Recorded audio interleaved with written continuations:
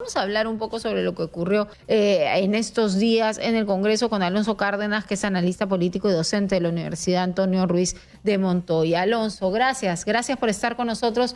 Bienvenido, exitosa. Muy buenos días y muchas gracias por la invitación. No suele pasar esto, ¿no? Que cuando el presidente del Consejo de Ministros o algún ministro es también congresista, vota por sí mismo, digamos. Bueno, en este caso no fue solamente Guido Bellido, sino también el ministro de Comercio Exterior y Turismo, que también ejerció su voto, ¿no? Así que, bueno, yo creo que lo relevante es que el Consejo de Ministros ya tiene la luz verde del Congreso para poder iniciar las acciones tan urgentes y que demanda el país, pero con premura, ¿no? Porque la situación, estamos a puertas de una tercera ola. Y bueno, faltan bastantes elementos para que el país se vuelva a encaminar, ¿no? ¿Te parece algún tipo de mensaje que miembros de la mesa directiva no hayan votado? No, yo creo que como que las cartas ya estaban echadas, ¿no? Había un bloque que lo integraron Fuerza Popular, Avanza País y Renovación Popular, que definitivamente no le iban a dar el voto. A esto también se suma el Partido Morado, ¿no? Mientras que por el otro lado estaba Perú Libre, Juntos por el Perú, se sumó a Acción Popular y también se sumó el partido de Acuña, ¿no? Alianza por el Progreso. Entonces, yo creo que ayer podríamos hacer una lectura de que es una victoria pírrica tanto para el Congreso como para el Poder Ejecutivo. ¿Por qué le digo esto? Porque según las últimas encuestas, por ejemplo la de IEP, el Poder Ejecutivo ha perdido 15% de aprobación en los últimos días, apenas tiene 38% de aprobación en el primer mes de gestión. Y lo mismo sucede con el Congreso de la República, ¿no? La gestión de la presidenta Alba tiene apenas 31% de aprobación y un 61% de desaprobación. Entonces estamos hablando de un deterioro muy acelerado, tanto del Poder Ejecutivo como del Poder Legislativo. Y esto hay que entenderlo también en un marco mucho más amplio, ¿no? Recordemos que antes de la llegada de la pandemia, el Barómetro de las Américas y el Latinobarómetro señalaban que la distancia que hay entre gobernantes y gobernados en el Perú es de las más amplias, más, digamos, dramáticas en América Latina.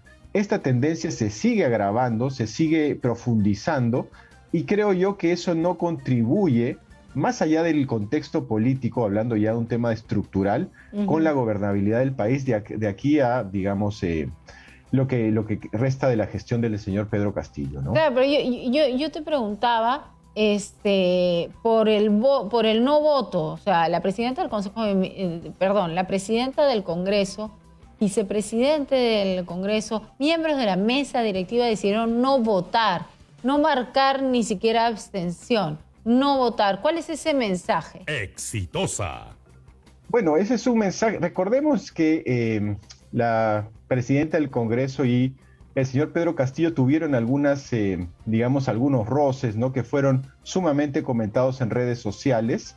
Y el mensaje, bueno, decir, es claro, ¿no? Te vamos a dar la confianza, pero particularmente sobre este tema yo no me voy a pronunciar, ni siquiera abstenerte, ¿no? Simplemente no pronunciarse. Eso creo que da una señal muy clara de lo que se viene hacia el futuro, ¿no?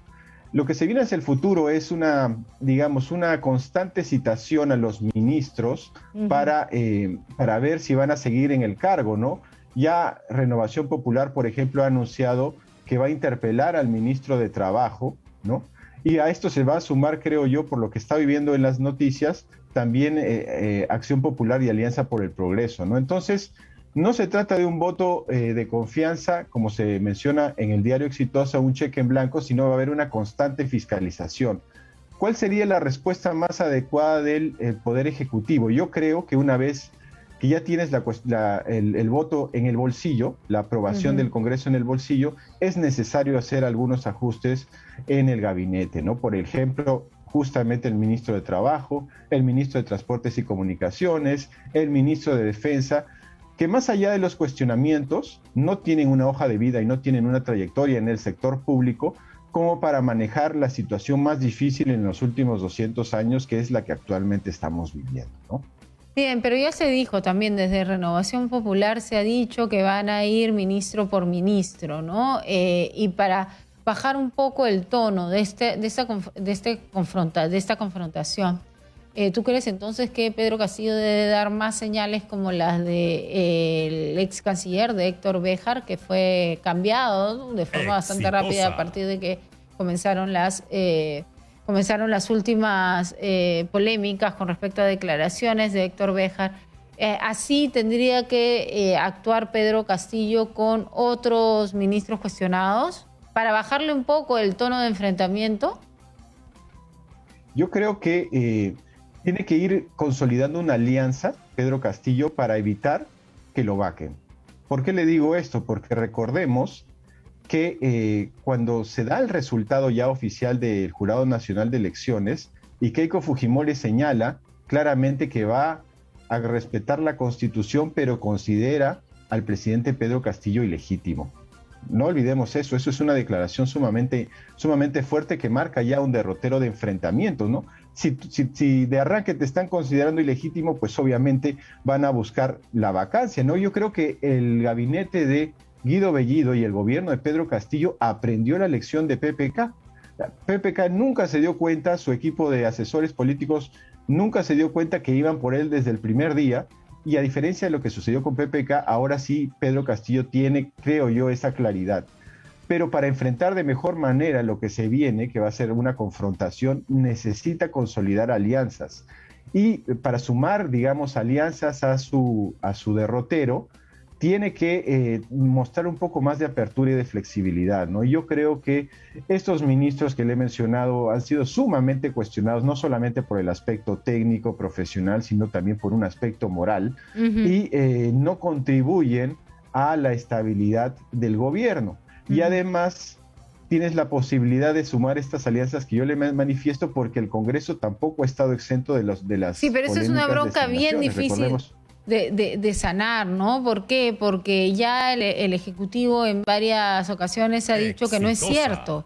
O sea, que son campañas, y es más, ha mencionado que son campañas en los medios de comunicación, y que no es cierto lo que se dice de estos ministros, que sí están preparados. Muchos han salido también en otros medios a dar más o menos una lista de todas sus maestrías y de toda la experiencia que tienen, y han dicho también que ninguno tiene vinculación directa con el terrorismo, que son especulaciones, que son investigaciones que no tienen nada que ver con la realidad. Ellos ya lo respondieron. Entonces, que haya cambio significaría solamente una señal de Pedro Castillo de decir: ya, te doy lo que me estás pidiendo para llegar a cierta negociación, o sería un poco contradictoria también, ¿no? Claro, pero también recordemos que ya este problema de los ministros ha ocasionado casi el quiebre de Pedro Castillo con Perú Libre, ¿no? Él estuvo a punto de renunciar y estuvo a punto de cambiar al ministro Guido Bellido, según las informaciones que han salido en esta situación, ¿no?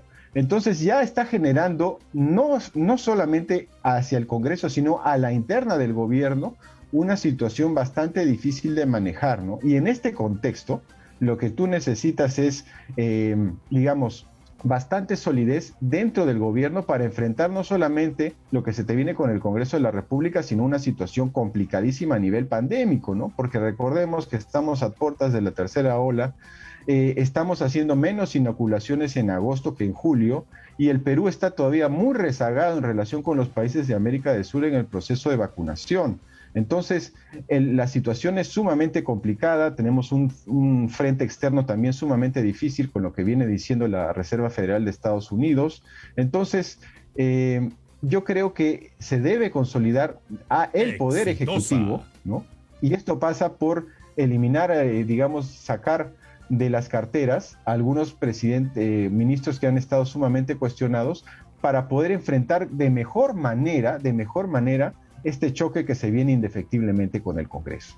Sí, porque además en lo que estamos viendo, como tú bien has dicho, es que se vienen invitaciones a todos los ministros, pero eso también nos crea un problema justamente para solucionar los problemas que los ministros tienen que ir solucionando, ¿no? Nosotros estábamos hablando con el gobernador de Ayacucho, por ejemplo, que en los diversos gobiernos regionales están esperando coordinar con diversos ministerios.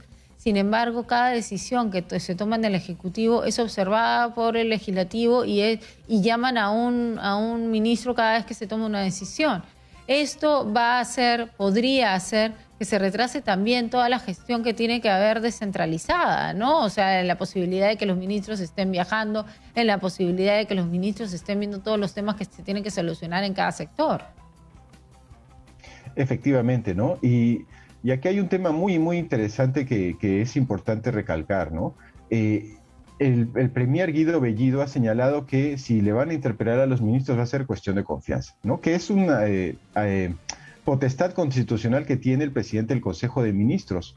Pero ¿cómo afecta a la democracia, ¿no? En general, que el gobierno se mantenga por cuestión de confianza y cuestión de confianza, ¿no? Necesitamos un poco más de estabilidad y creo yo que la estabilidad pasa por tener un mejor equipo de ministros y en caso de que el Congreso ahora sí te empiece a cuestionar de una manera irracional como ha venido sucediendo en los últimos 5 años, plantear la cuestión de confianza. Pero tienes que tener un mejor equipo, un mejor, digamos, staff de cuadros para que haya una posibilidad de construir alianzas de mejor manera, ¿no? Sí, pero yo creo que lo pareciera que Perú Libre desde el comienzo, desde el inicio, desde la conformación, por ejemplo, de las comisiones, pareciera que Perú Libre tiene una consigna dentro del Congreso de no negociar, de no sentarse y ceder con otras bancadas, sobre todo las que son radicalmente opuestas a ellos en ideología, en pensamiento, porque no lo han hecho, ¿no? Porque siempre hablan de la no repartija, pero un poco la repartija es parte de la negociación que tiene que haber dentro del Congreso entre bancadas. Efectivamente, pero es importante recordar, porque aquí no estamos hablando de algo nuevo, que Acción Popular no es de fiar, ¿eh? No es de fiar. Acaban de dar el voto de confianza, pero ellos están, la presidenta Alba es muy cercana a lo que ha sucedido con el expresidente, bueno, si se le puede llamar así, Merino. Y Alianza por el Progreso del señor Acuña tampoco es de fiar. Pues recordemos lo que sucedió con el presidente Vizcarra y el expresidente del Consejo de Ministros, Pedro Cateriano. Entonces, tu gobernabilidad se basa básicamente en esas dos bancadas. Uh-huh. Es una situación sumamente difícil para el gobierno porque... Pero por eso tendrían que estar dispuestos, justamente las bancadas oficialistas deberían estar dispuestas a sentarse y dialogar y negociar, aunque suene feo, pero negociar con las bancadas de oposición. Efectivamente, pero recordemos, también es muy importante señalar el tema estructural, ¿no?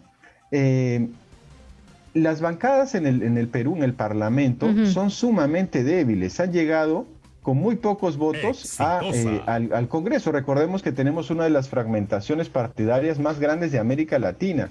Entonces, si tú logras consolidar alianzas más allá del poder, digamos, del Estado, por ejemplo, con la sociedad civil, con los organismos, con las organizaciones de base, con los campesinos, con los agricultores, tienes una fuerte capacidad de negociación de cara a el proceso dentro del Estado.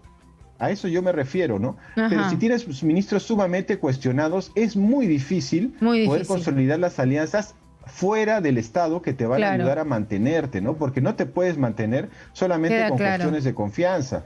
Claro, queda claro. A eso me refiero. Queda muy claro. Alonso, muchísimas gracias por estar con nosotros. Ha sido Alonso Cárdenas, analista político y docente de la Universidad Antonio Ruiz de Montoya. Y justamente estamos hablando del trabajo que se tiene que hacer dentro del Congreso entre bancadas y estas negociaciones o asociaciones que a veces se tienen que dar en ciertos temas para lograr la gobernabilidad. Aunque suene feo, porque la palabra negociación suena horrible, pero se tiene que llegar a cierta gobernabilidad y para eso se tiene que llegar a consensos, ¿no es cierto? Llamémosle consenso si es que no queremos llamarle negociación.